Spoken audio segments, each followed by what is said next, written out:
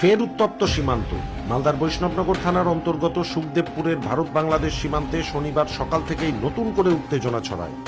এদিন সকালে কিছু বাংলাদেশি ভারতে ঢুকে পড়ে এবং প্রায় 2 বিঘা জমির গম কেটে নিয়ে যায়।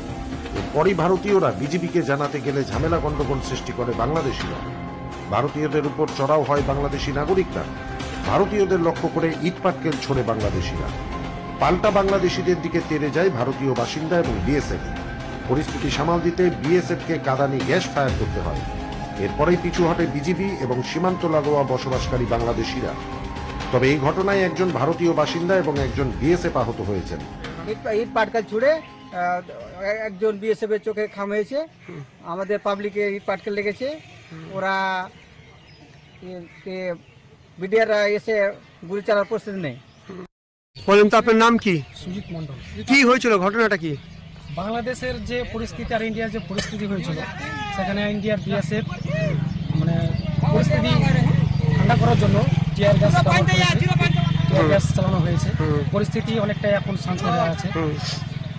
কি নিয়ে গন্ডগোল? ঘটনাটা হচ্ছে যে ইন্ডিয়ার গম আছে, যে গমজাত দ্রব্য যেটা আছে ইন্ডিয়ার, বাংলাদেশের স্থায়ী বাসিন্দা যারা আছে তাদেরকে দিয়ে বাংলাদেশের বর্ডার যারা বিজিবি যা বলে, মানে বাংলাদেশ বর্ডার গার্ড বাংলাদেশ, ওরা নাকি বাংলাদেশের স্থায়ী বাসিন্দাকে নিয়ে গম কাটাচ্ছে জোর জবরদস্তি।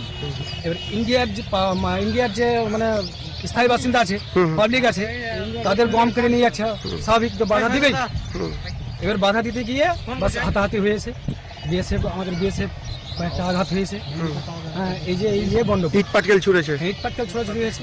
এবার উভয় পক্ষতে গন্ডগোল শুরু হয়, তার ফলে টিয়ার গ্যাস ব্যবহার করা হয়েছে। কারা করেছে? আমাদের ইন্ডিয়ার বিএসএফ। মানে মানুষকে গন্ডগোল না হয়। চাই। ঘটনার পর শনিবার বিকেলে সুখদেবপুর বর্ডার এলাকায় পরিদর্শনে আসেন কালিয়াচক 3 ব্লকের বিডিও সুকান্ত শিকদার। 1:30 নাগাদ আইসি সাহেবের কাছ থেকে একটা খবর পেলাম যে আমাদের এই শব্দলপুর যে বর্ডার এরিয়া আছে, এখানে একটা লোকজন, সুখদেবপুর, এখানে কিছু লোকজন এসছে, কিছু বাংলাদেশের মানুষজন এসছে, তাদের সাথে একটা সমস্যা তৈরি হয়েছে।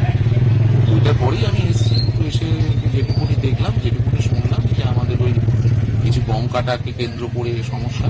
আমাদের ইন্ডিয়ার মানুষ যারা রয়েছে তারা খুব শান্তিপূর্ণভাবেই মুভ করে গেছে। এবার যেটুকুনি আমি ওই জায়গাটা যাইনি এক্স্যাক্টলি, ওখানে কিছু লোকজন এখনো দাঁড়িয়ে আছে শুনলাম। তো এখন যেহেতু ফেন্সিংয়ের উপারে আমাদের ল্যান্ড এবং সেখানে লোকেরা চাষবাস করে, সেই ইস্যুগুলো তো এখানে দাঁড়িয়ে মেটানো যাবে না। ওই জন্য আমরা এখানে যে প্রধান, এখানে যে মেম্বার এবং অন্যান্য যে পঞ্চায়েত সমিতি মেম্বার আছে তাদের সাথে কথা বলে নিয়েছি। ঘটনাটা তাদের কাছ থেকে পুরোপুরি শুনি, তাদের কোনো দাবি দাবা বা তাদের যদি কোনো বক্তব্য থাকে, কালকে অফিসে ডেকেছি, সেটা যদি আমি শুনি, আমি তাদের কাছ থেকে শুনি, তারপরে যেটা করার